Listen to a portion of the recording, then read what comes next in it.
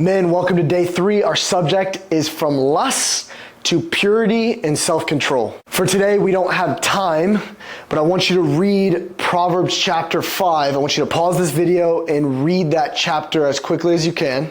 And then I'm going to address a few verses. I've assumed that you've read Proverbs 5. Otherwise, you're not going to have the whole context for what I'm speaking about right now. But look at verse 3 and 4. It says in verse 3, "For the lips of a forbidden woman drip honey, and her speech is smoother than oil." Both of those things signify luxury. She seems alluring. She seems flattering. She is seductive. And what's interesting about these verses is her lips are the focus. It's fascinating. Of all the things that we think about men being visual and lust being something about the eyes, it can actually be what we hear and the promise of satisfaction that is communicated through our eyes. We look at a woman, she's beautiful, and we go, if I could sleep with her, then I would be satisfied. That's the seduction she carries on her lips. And worse yet, in verse 4, it says, "But her end is as bitter as wormwood." That's like poison. Sharp as a two-edged sword. You go in thinking you'll be satisfied, and you come out with a bitter knife. You might not even realize you have the knife in. You might not even realize you took poison. But at the end of the day, at the end of your life, as you're going to see, you're gonna have to say, I've come to utter ruin. I wasn't satisfied. It wasn't what I thought it would be. And now my whole life I've pursued this satisfaction and lust and with women, and yet I've come to death with nothing to show for my life other than pursuing this thing. Now verse 5 and 6, it's gonna tail on what I just said. The woman is on a path. This path leads to a coffin. That's what it says. Her feet go down to death. If you follow this woman, you will end up not necessarily physically dead, but your soul, your spirit, who you actually are. And ultimately, when you die, you will have to give an account for your life being totally about this. Her end is death. Now, you might read this and think, if I just remove women from my life, if I remove the temptation, which is a good thing, but if you think that solves it, it doesn't. This woman that Proverbs is talking about is not a real woman in the literal sense. This is a figurative woman. This is a woman that is actually created in the mind and heart of a man. Now, of course, it can be sparked from what we see in real women out there, but it's the figment of our imagination that really entices us. This is why pornography is so powerful, because it allows you to live out fantasies that you couldn't even have dreamed. And so if you try to remove the literal woman out there, it's not really gonna help if you still are building that figurative woman in your mind. C.S. Lewis says the man who goes after pornography is like the man who traps himself with a harem of women in his mind, but makes him incapable of relating with a real woman out there. This woman is birthed in your imagination, and she's configured in our out-of-control desires. And that's the thing. If you can learn to control your desire, that's why it's from lust to self-control. If you can learn to control, if you can stop the thought pattern, I'm going somewhere into lust right now, if you can cut that desire, then really you can end this figment of your imagination that you've concocted in your own dreams. And thus, if you end that imaginary fantasy, you are taking the biggest step you possibly can to overcoming lust, pornography, and sexual immorality. Now, in verse 7, the writer gets practical. He says, "Sons, listen to me." Remember, the woman's lips are what's enticing. It's what she offers. It's the satisfaction that she speaks to our heart. It's a lie. Now, on the flip side, wisdom, this lady wisdom, the writer of Proverbs speaks and says, "Listen to me and do not depart from the words of my mouth." So here's another key to overcoming lust. Who are you listening to? If you listen to wisdom, if you cherish and treasure wisdom in your heart, I can guarantee you, lust will slowly or quickly or rapidly, I'm not sure, be overcome in your life. Remember, the woman is speaking a lie. Wisdom is speaking truth. Jesus says the truth shall set you free. If you listen to the idea that no woman, no figment of my imagination, no real woman can bring me ultimate satisfaction. Only Christ can truly satisfy the deepest longings of the human heart. We go to sex because we think that will fill the gaps up in here. It doesn't. It doesn't fill the gap. Only Christ can actually do that. And this is an experiential reality. Taste and see that the Lord is good. You actually have to experience this. If you start to experience the goodness and satisfaction of knowing Jesus more and more, it's why it can't just be head knowledge. It has to envelop every aspect of your life. If that happens, that will do more for you overcoming lust than me giving you 3 practical tips and chucking your computer out the window. Now look what he says in verse 8. Keep your way far from her. Here's a good bit of practical wisdom. Most of what happens in our lustful intentions, most of what comes into actual being, correlates with what situations we put ourselves in.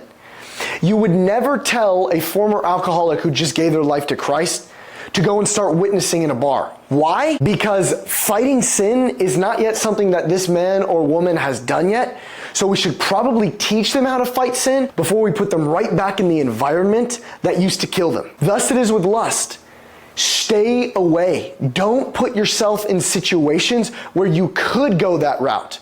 If you really struggle with sleeping with a bunch of different women, then what situations are you putting yourself in that would actually lead to that happening? Avoid the situation and you'll avoid the lust. Same with pornography. If you have the tendency to go to pornography, what times do you do it? In what ways? Do you know your patterns?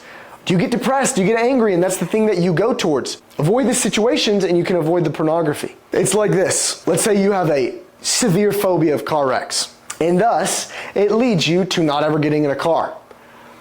Guess what happens if you never get in a car?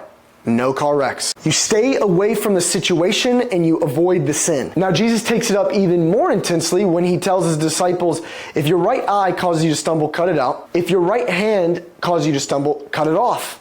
Now, since no disciples that we know of actually practice this, Peter wasn't crucified upside down with only his torso and one of his legs. We don't actually see anybody practicing this. So Jesus probably has a symbolic meaning to what he's saying. So what is he saying?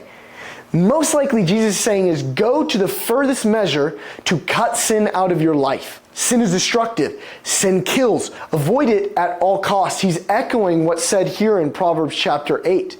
If your computer causes you to stumble, maybe you shouldn't have a computer for a season.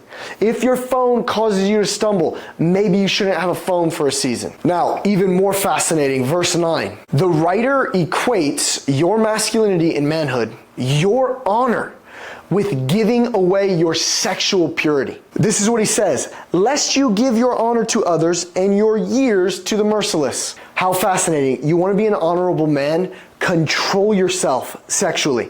Now, sexual purity isn't all that your honor is as a man, but it is certainly at the foundation. I'd love for you to meditate on Proverbs 5 for a while. It'll really help you. It has a lot of insight, but I want to highlight this last verse.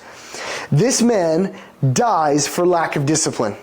And because of his great folly, he is led astray. Point in case, if you find a man snared in lust, a reason he has been skewered is because he lacks discipline.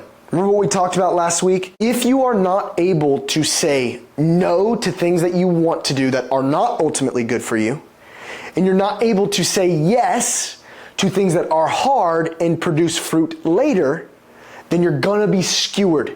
You're gonna be always pursuing that instant gratification. And lust and sexual immorality are at the core of instant gratification. Now, I want to give you a few more practicals as we end today. Number 1, your imagination is the cradle in which lust is born. Learn to control your imagination and not go to lustful places, and you will start to leave lust. This truly is the foundation, not listening to the words of the woman that promise satisfaction, and thus you entertain the idea and the imagination of what she could do for you. 2, pornography is as addictive as a lot of drugs, and it actually rewires your brain in a very similar way to heroin, cocaine, and other drugs do.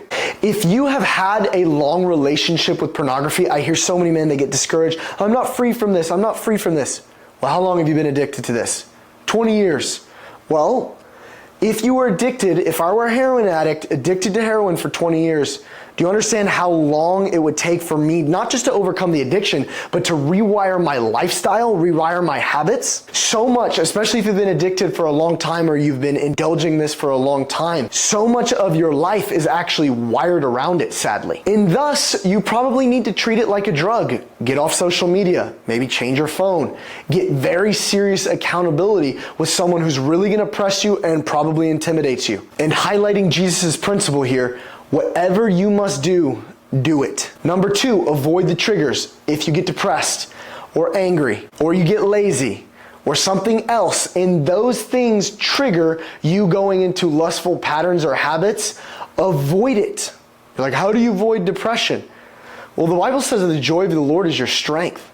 And so if we're not entertaining the joy of God, if we're not pursuing Him, if we're not addressing who He is in our lives and trying to find joy in Him, then yeah, you might end up being depressed. My point is ultimately this: the more you pursue God, the more that anger and depression, laziness, and these things that might trigger lust will not be in our lives in the first place. Avoid the triggers. Number 4, and I said this last week, do not quit. Listen to me, man.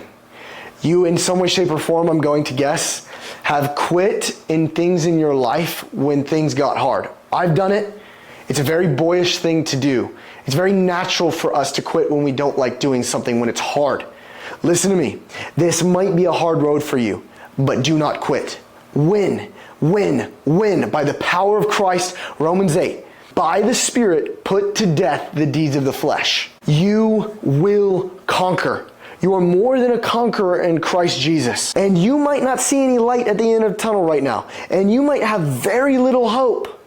But trust me, from my testimony and from guys I've been around, if you don't quit, God will give you victory. I promise it. And what I mean by victory is not perfection. What I mean by victory is your ability to say yes to Jesus and no to lust. For your ability to say yes to purity, yes to self-control, and no to indulging in the desires that lead to that false and unsatisfying woman. Now, my exhortation for today is very simple.